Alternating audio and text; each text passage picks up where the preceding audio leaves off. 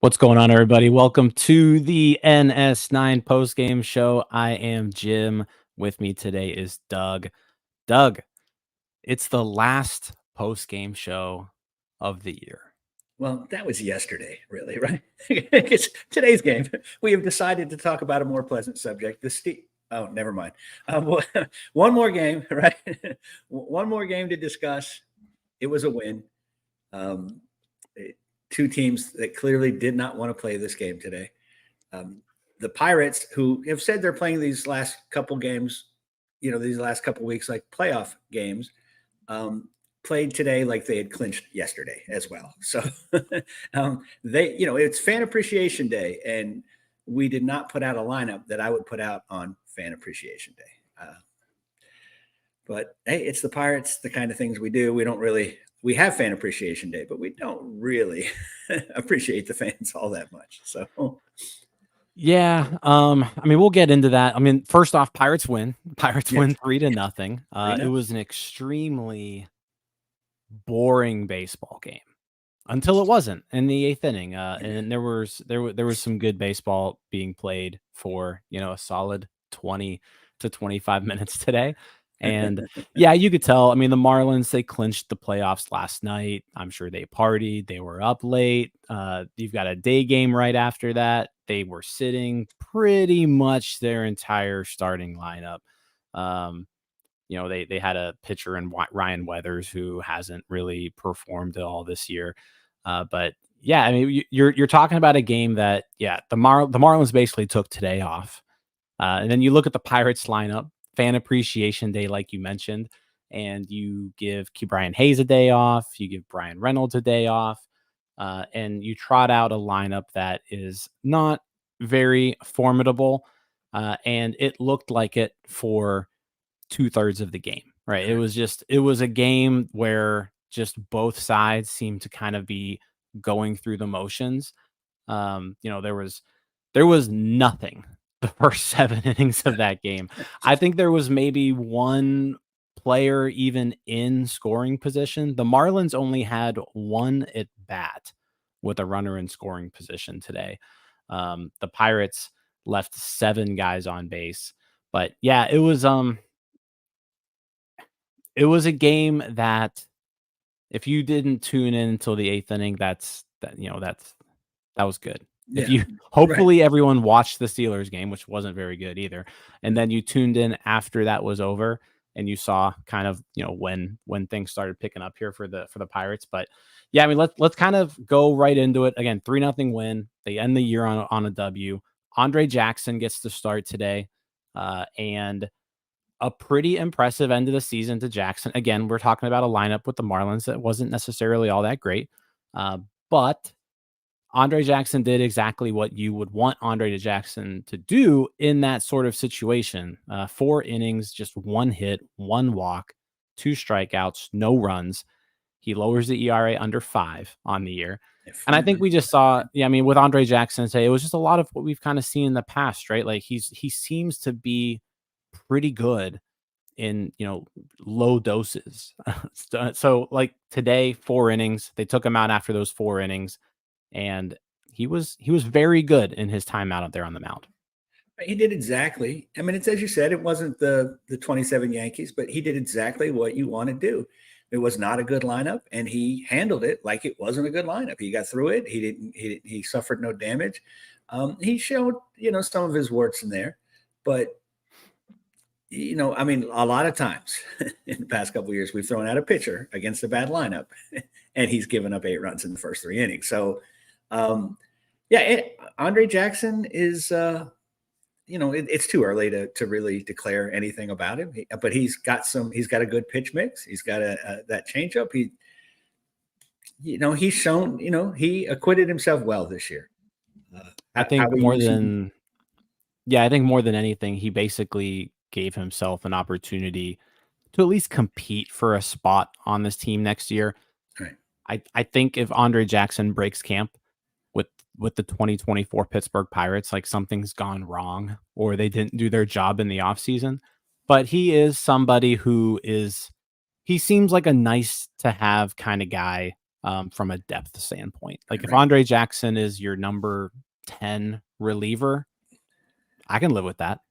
Right. If he starts the season at Indy and somebody gets hurt, starter, reliever, either way, he comes up and pitches. You're like, well, I mean, I think we can get 4 or 5 innings out of him, right? And that's kind of all you're hoping for in that circumstance. He looks like a guy that can do that. He's still young, or not young. I know he's that magic number. I think he's 26. I know that's the North Shore Nine's Big Three least favorite age when you guys discuss a player. Excuse me. 27. Oh, dear Lord, he's aged out. Aged. But he still has room for growth and improvement.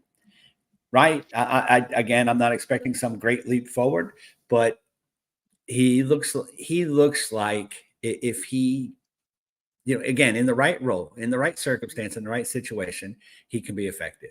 If he's our number 4 starter next year, it's like you said, something went, terribly wrong in spring training or in the offseason. Donardo pointing out how Donardo pointing out how out I am. I also took today off apparently because I said this was the 2024 season finale. So I'm ahead. So, but no, you're right, and I think with Jack, he was good in low dosages. I don't see him like starting or having a role where this team needs to rely on him to go through a lineup 3 times. Right. Yeah, he fades after 40 pitches. He seems to be a guy where if you need to like maybe have a bridge guy to get you from maybe your starter only went 4 and you need somebody to go the 5th and the 6th. Like, he seems like that kind of a guy. Well, based on the past 2 months, with the success that they've had, you guys have discussed this many times, but with the success that they've had with this opener bulk, 3, TBA, TBD guy, I won't be surprised to see Andre Jackson, participating in those kind of circumstances next year. Again, I hope that's not the case, but the Pirates are going to roll that out some next year. Hopefully not 3 of 5, but right. I won't be surprised if we see it every now and again. So Jackson goes 4 scoreless. We talked about Ryan Weathers for the Marlins. He went 6 scoreless today. The Pirates really didn't get anything going offensively, and when they did, they got picked off. Henry Davis got picked off in the second inning. Ji-Hwan Bae got picked off in the third, or got caught stealing in the third. And then also the Marlins had someone picked off too. Jacob Stallings was picked off. So it was a weird game. I think, just like I said, I think it was just like a hangover effect for the Marlins, and the Pirates just, you could tell that it was the last game of the year. Not a whole lot to play for. I don't know if the guys were super focused because 3 pickoffs in 3 innings would kind of point to, maybe everyone didn't have their head in the game as much as they should. Right. I mean, Henry he wasn't trying to steal. He was just too far off. And it was, these looked like lapses in concentration, right? It was not great execution by the other team. It was just, like I said, it was an ugly game. Kind of had a feeling that it might be anyway, right? Like I said, the Marlins actually had no interest in playing this game. They just wanted to get out of here with no injury, no, whatever. And, the Pirates had nothing to play for as well, and put out a lineup that sort of reflected that. Right. So, yep. So let's kind of get right back into it. So Jackson's 4 scoreless. Osvaldo Bido comes in, who Bido started on Friday, didn't he? Yeah, it was just the other day. Yeah. So Bido Beto, started Friday, went 2 innings. Today goes 2 more innings. So a nice series for Osvaldo Beto, 2 scoreless out of him today. Kyle Nicholas in a revenge game, by the way. That's right. He The gets Kyle a Nichols scoreless inning of relief, which is good to see from him because his first 2 outings in the majors were a little shaky. Gave up 6 runs that first time out. His second outing was a little shaky. His first outing was really, really, really shaky. Gave up a run against Cincinnati last Saturday, but this series, he went 2 scoreless against the Marlins on Friday. He goes with a scoreless 7th inning in today's game. Let's just spend a tiny bit of time talking about Kyle Nicholas. 4 games, throughout the year. ERA, obviously, small sample size, and he had that one terrible game, but he ends up with an ERA of 11.81 in his 4 appearances. But I think it's easy to see the stuff, right? Like the fastball plays, the slider is good, and he's a guy who I'm looking forward to seeing next year. Maybe take that same step that we saw Carmen Mlodzinski have this year. Right, maybe get him some more time coming out of the bullpen strictly as a reliever. Right. Let him be a reliever. Let him be that, that's the way he prepares. That's the, how he approaches things. Because you're right. He's got the stuff. He'd finished strong at, pitching as a reliever at AAA. He came up here in his first game and got blown out. He's not the first pitcher that's happened to, right? So, again, if things go the right way, he starts at AAA as the closer, and when he comes up, and he eventually will, as every team has to cycle through some relievers. I think he could be an impactful part of a bullpen. I give the Pirates a little credit. They were aggressive with some of the relievers this year. Hernandez and Mlodzinski, we moved them from pitching in the 5th and the 6th to the 7th and 8th, very quickly. Yep. Barucki, so I could see him. Yeah, he's very interesting. He's very compelling, and I think he could be a part of. If there's anything that looks good at the end of this year, it is the bullpen, or it looks like it can be good. I don't know if it, we've got some. I mean, that 7, 8, 9 looks pretty good right now. 6, if you count Barucki in there, that looks pretty good. And you throw in some Hernandez's, Moretta's, and Nicholas's, and you got the makings of a pretty nice bullpen. Yeah, I agree with you. Like the bullpen going into next year, I don't think a whole lot of things need addressed there. Like I think you've pretty much got the pieces that you want. Like maybe pick up another lefty arm, since you were kind of relying on Garcia this year and that didn't work out. But yeah, outside of that, I think the bullpen for the most part has the pieces that they need to be a successful unit going forward. And I think you could even, if you really wanted to, you could even pluck from that bullpen and maybe trade somebody to address the need on a different need. But that's a conversation for the off season. That's for your show tomorrow, right? But today it was a good showing. I mean, it was basically a bullpen game with Jackson, going the 4, Beto 2 scoreless, Nicholas with a scoreless inning. And then let's get into the 8th inning. That's when everything happened, right? So Dowry Moretta comes in to face the Marlins in the top of the 8th. He strikes out the side, Doug, and that's not the interesting thing that he did. Right? One of the most we all know him with his celebrations. Like he does the big bank money Moretta stuff coming off the mound. Today, Doug, before he does that, he first off, he strikes out the side. So like 1, 2, 3 strikes out the side, like got the job done. But then he reaches into his back pocket. He pulls out a 20 and he does this. And it took him forever to get it out, right? It took sure. It's like, is he, and what's his name? Brownie was even saying, like, is he going to give us the big money? Is he going to give us and it was right toward the end before they cut away for the commercial. And all of a sudden he's like, I'm like, that was actual cash. He just pulled out money from his back pocket and did the big banks, He pulled out cash. cash Yeah, he from had his props. pocket. Yeah, He yeah. brought Like props. it was excellent. It's like Terrell Owens Kenny with the cell phone. Or Kenny says money celebration will go down in history as an all-time great Pirates moment. Like, I agree. Like, that's going to be something that people talk about for a while now. that's going to be run along with Lloyd McClendon taking first base. Right? It's one of those just unbelievable, unpredictable Yeah, things that it was fun. that it was great. And And then so the reaction, right? The reaction from his teammates made it. Mitch Keller gets him to autograph it. He's holding it up to the camera. You can see McCutchen is just still, 10 minutes later, still in awe of what he just saw. They definitely had a lot of fun with it. he's got so much swag, and it was nice to see. Like, he actually, he put together a pretty solid year. 3.72 ERA, and he was used a lot. He was used to clean up a lot of messes. He was used to finish off innings that other guys couldn't. Like, he had a pretty successful year. I would say, give me some more Dowry Moretta. I'm on board. I'm Bring him back, and I mean, you bring him in with guys on base. He strikes. I mean, he did really well this year. He struggled a little in the middle. I mean, he started out really good, struggled, then came back strong. I mean, I think if he can stay healthy, he can be very effective. And again, just the energy and the swag, and it's a lot of fun. This team is sort of dull personality-wise for the most part, but not him, right? Nope. And I think we're getting, Endy is coming up.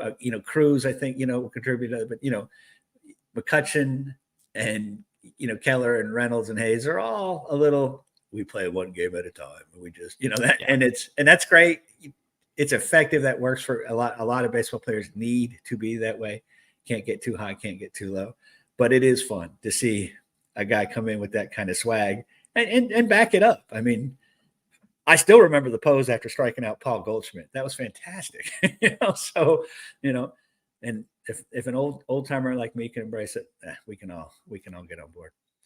Yeah, he has provided some entertaining moments throughout the year. And when you're a 76 and 86 ball club, I'll take all the entertaining moments I can. Right. I need something. Right. So, like you said, he comes off the field, he flashes the 20, he autographs it, shows the camera, and then he gives it to Mitch Keller as a souvenir. Right. So Mitch Keller now has an autographed Dowry Moretta $20 bill. And honestly, that's just a priceless piece of memorabilia. I would love to have that thing just like framed right back up. Yeah, it would be great there. If you could get that. I know that would be. I mean, they should auction that off, right? They should auction that off next year, Pirate Charities, because that would be. Or just do that as a giveaway one night, like have a Dowry Moretta like autograph. Like it doesn't have to even be a real $20 bill, because we all know Bob Nutting isn't going to give everybody $20, right? Like you could just do like a fake $20 bill with a Dowry Moretta on there instead of Andrew Jackson or something. It'd be fun. Yeah, I mean it would be a great giveaway. Yeah, like have that's a good point. Yeah, like don't have Andrew Jackson's face, just have the $20 bill, but with Dowry Moretta's face. Maybe doing and then an autograph. Yeah, doing this with the autograph. That would be a great giveaway. Yeah. I got to call Bob and see if we do. We got to make that happen. So after he strikes out the side, the Pirates come up and Connor Joe doubles. So we've got some life. It's a 1-out double. Right. Jared Triolo walks, and then Miguel Andujar, who looked pathetic all game long, swinging at everything. I don't understand why anybody is giving him anything close to the strike zone. But yeah, why would you Miguel, throw a strike there? I don't know. He hacks like a. I mean, it's not even like a baseball swing. It's like he's swinging an axe. And he swings at everything. So, but he gets a slider that caught too much of the plate. He doubles to left field. Connor Joe scores. Jared Triolo moves over to third. 1-0 Pirates in the 8th. Palacios pinch runs for him. Jack Sawinski comes up, and spend a little bit of time talking about Jack Sawinski, because I feel like he looked different this last month of the year, in particular the last few weeks. And I think we saw him doing just a lot. Like he just became a hitter. Like he he was going the other direction when he needed to. He was swinging the bat more. He wasn't just looking at pitches go by. And today he delivers kind of the big blow here. 2-run double to give the Pirates a 3-0 lead.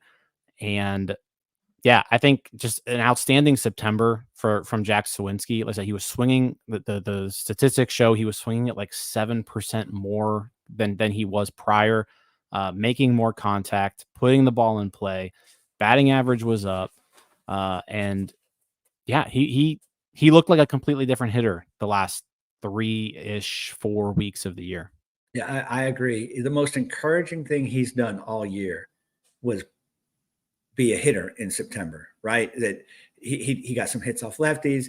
I think Brown said he only struck out looking twice in September, and he was leading the league, leading all of baseball in called third strikes. So I don't know why it took that long to make the adjustment, but yeah, he was feast or famine. It was home run or nothing kind of thing.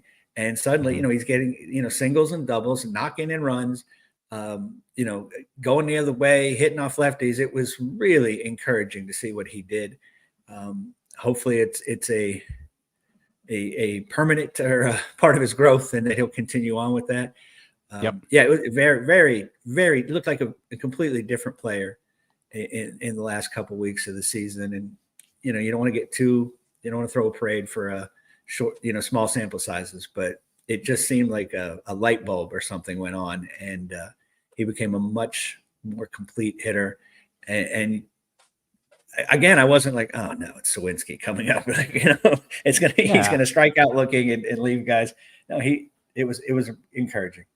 And I think the difference is like when we've seen Suwinski perform well in the past, it's this thing where he just like gets red hot and he just crushes the baseball for like a week, right? And then he just goes back and he turns into a pumpkin for a month. Yeah, 1 for 27, right? and what we saw this month, like we didn't see the super hot Suwinski at all. Like this was like just a consistently good Jack Suwinski, pretty much day in and day out. Finishes September with a 291 batting average, which he just typically hasn't hit the ball in play enough to hit 291 or anywhere near there. He's a 210 hitter. Yeah, so he hits 291 in September and 852 OPS. The 4 homers, like the power was fine. It wasn't outstanding. It wasn't bad. Like it was the most complete like month of baseball I can remember Jack Suwinski playing in ever. Yeah, and I mean, I've always maintained that the Pirates will be a better team if Jack Suwinski hits 1 home run a week, as opposed to these, again, his year-end numbers, it's almost an 800 OPS. It looks great, but, there's 2 months of the season where he's just, dreadful, awful. I'd rather have him just be a 240, 250 hitter that just, plugs along, right? I mean, the hot streaks are great. Those are fun to watch and fun to be a part of, but it's just hard to run him out there every day when he's in those slumps. It's just, it's hard to watch. Yeah, I mean, you can't do it. Like if you want to be a consistent performing baseball team, you can't have guys who just disappear for months at a time. And so especially when you're batting them fourth, right? Yeah. So it was a good end of the year for Suwinski, something to build upon. Certainly somebody who I still haven't figured out. Like we've seen a lot of Jack Suwinski plate appearances. I still don't really know what to think of the guy yet. Right. I know I'm still interested. Like I still want to see more. Like there's something there. You can't, right. You can't give up on him. You can't. I mean, we've seen too much. It's in there, and I guess we've been saying that a lot lately. It's in there with Criollo. It's in there with Hayes. It's in there. But this team has to find guys like that, right? That we need guys like him to come through and to be consistent if this team ever wants to be a good baseball team. I mean, he fully expect to see him, on opening day starting and won't be mad, I would expect the same at this point in time. He ends the year 224 average, 339 on base percentage, 454 slugging. So that's an OPS of 793. So yeah, overall, decent season. Like I said, very streaky. But this last month definitely giving you a little bit of optimism heading into the offseason. And he took a Yeah. big step forward from last season. And hopefully, we know he's a hard worker. We know he's committed. He's got his hitting coach and all that. Hopefully he can take a similar step forward next season. Yep. Agree 100%. So the Pirates grabbed that 3-0 lead in the 8th, and then they turned to their closer, David Bednar, who the guy's been lights out all year. He picks up save number 39, just 1-2-3 ninth inning, 2 strikeouts, finishes the season with a 2.00 earned run average. Man, he's just impressive. Like it's crazy to think of how good he's been now. Like this is now a 3-year stretch where he's been consistently really good. Yeah. And this year he took, I think, even a bigger step forward. It was the most innings he ever pitched in his career, the lowest ERA he's ever had in his career, the most saves he's ever had in his career. Like it was a really, really good season for David Bednar. I'd even argue he was like this team's most valuable player. I don't know if you can give that to a reliever. Pirates are a bad team, so maybe you can, but like he's up there as he's one of the most 5 important Pirates right now. Oh, absolutely. And had we not gone through, May and June, the first 2 weeks of July, unable to score, right? I mean, because we lost a lot of 1-0, 2-1 type 2-win games. Yep. I mean, it seemed like he didn't have a save opportunity in June, so he could have easily had 40 plus saves had we been a little better of a team. So yeah, you could see if this team improves and he continues on. He said it's 3 years and he's gotten better each year, which is saying something because he was really good, right? Right off the rip. Yeah, he's been really, really good. I do have my concerns about his conditioning in his back, but it's hard to argue. You can't argue with the results. He's a top 5 reliever in baseball. And probably an argument for like top, so yeah. So you can't complain about that. You just got embrace it, enjoy, and hope we can get him more save opportunities and maybe not ask him to go 4 days in a row that often. Yeah, it's just Kenny says here, with no Bednar, there's not a plus 14 win season this year, and as opposed to last year, and I agree. Like it's you watch some of these teams, and some teams don't feel good when they go to the ninth inning and it's a 1 game or a 2-run game. Like there are teams out there who don't consistently hold leads late in games. And I think the Pirates were frankly we've been spoiled for the better part of a decade now with some really good closers and like setup guys. And this year was no different. Like the Pirates back end of the bullpen was really good. David Bednar was really good. 39 saves is going to be tied for the National League lead in saves. So just an outstanding season from him. I'm not really sure. Camilo Doval also with 39 for the Giants. So those two are up and there. They're not much better than us. I was assuming it was a guy on a team with a lot more wins. So Doval and Bednar end with 39 saves on top of the National League leaders there. So yeah, outstanding year for David Bednar. Pirates pick up their 76th win of the year, so it is quite a bit. They were 62 and 100. It was 62 last year. Yeah, so 14 games. So 14 game increase from last year.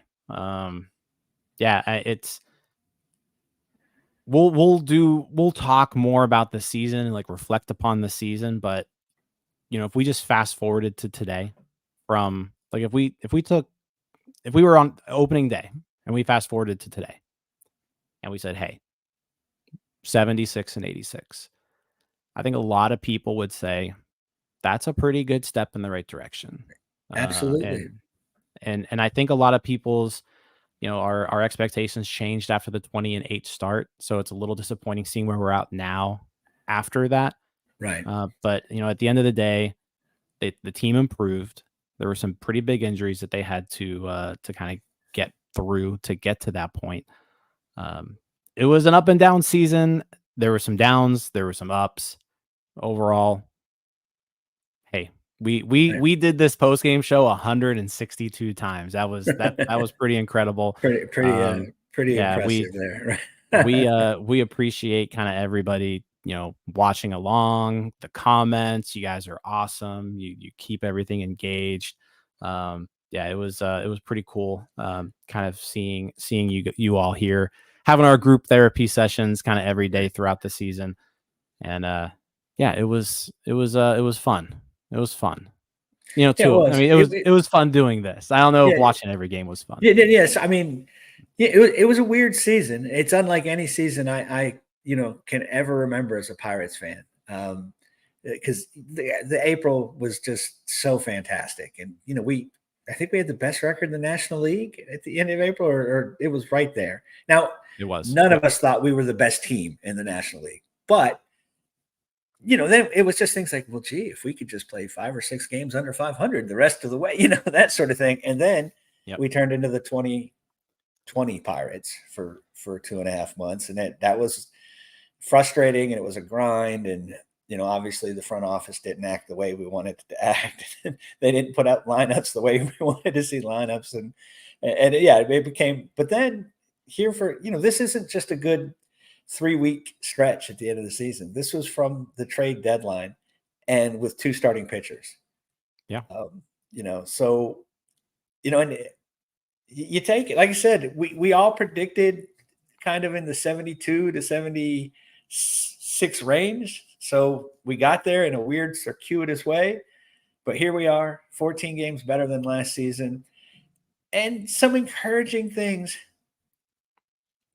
to look forward to, right? I mean, things that I don't think we thought we were going to see, right? I don't think we thought Brian Hayes was going to turn into Andrew McCutchen, in his prime. I don't think we thought Sawinski, and again, we did it without starting pitching. We did it without big contributions from the rookies, right? I mean, by this time we all had.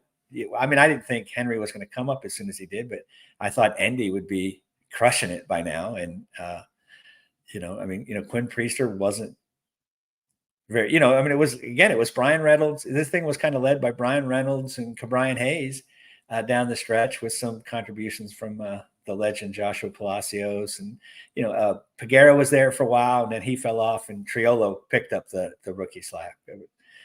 But I don't know, get me O'Neill Cruz back, get me another pitcher, bring up Paul Skeens in June. And with that bullpen, I kind of like the way, things are going. So, it's been a fun season. Right. I've enjoyed it. This is, like I said, I love talking Pirate baseball, and I don't get to do it anywhere else but here. So, people turn the other direction when they see me at work when I want to talk Pirates. So, well, I think the people out there all appreciated Dougie Fresh coming through, especially, every Sunday. Could always count on you here on Sunday afternoons. So, and I at the end of the year, we're going to do a breakdown on like winning percentage for NS9 postgame hosts. I think you're going to win. I feel like you're always part of wins. I had a lot. Yeah. I feel, I mean, you and I talked about it. We had a really bad, remember that loss that we discussed where we were both just, this is terrible. And thank you, Robert. I love you guys too. It really has been a lot of fun. And I mean, it's been fun, discussing with you other co-hosts, but the group chat has always been really engaged. You guys you're great on Twitter. You're great in the Discord. You come to play. You got facts, you got figures, you got strong opinion. You love the Pirates as much as they drive us all crazy. And it's been fun. I'm glad that the season is, kind of wrapping up now. It'll probably take me 6 months to recover. This has been like I said, it's been a roller coaster season. But let's go. Spring training is only 180 days away or something like that, right? Let's do it. Let's do it. All right. Well, for the final time this year, we're gonna say goodbye, guys. So thanks again for following us along all year. We are going to have a lot of content for you this off season. Starbucks is still going to be around. NS9 Live is still going to be around. Cody's going to have some MLB The Show content. I'll still be doing out of the park stuff.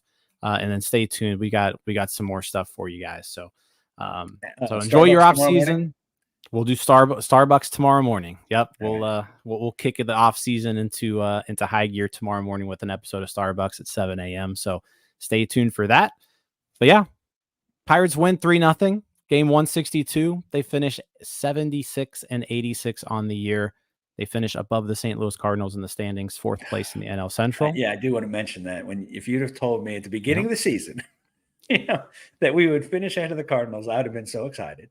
And now it means even when we finish ahead of the Cardinals, they're still kind of sticking it to us because we're still only in 4th place. Here's the thing, though. Finished ahead of the Cardinals and played a very big role in both the Reds and the Cubs not making the playoffs. Oh, absolutely. We were definitely spoilers this year.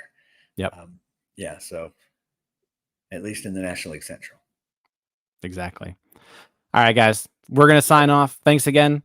We'll talk to you later. See you guys. Let's go, Bucks. Hey, you all. Thank you for watching. I know we try to provide the most entertaining content that we can, and we'd love to spread it to as many people as possible. So I know it doesn't seem like a lot, but if you could take the 5 seconds to like this video and subscribe to the page, it helps out so much more than you know. Thank you, and let's go Bucks.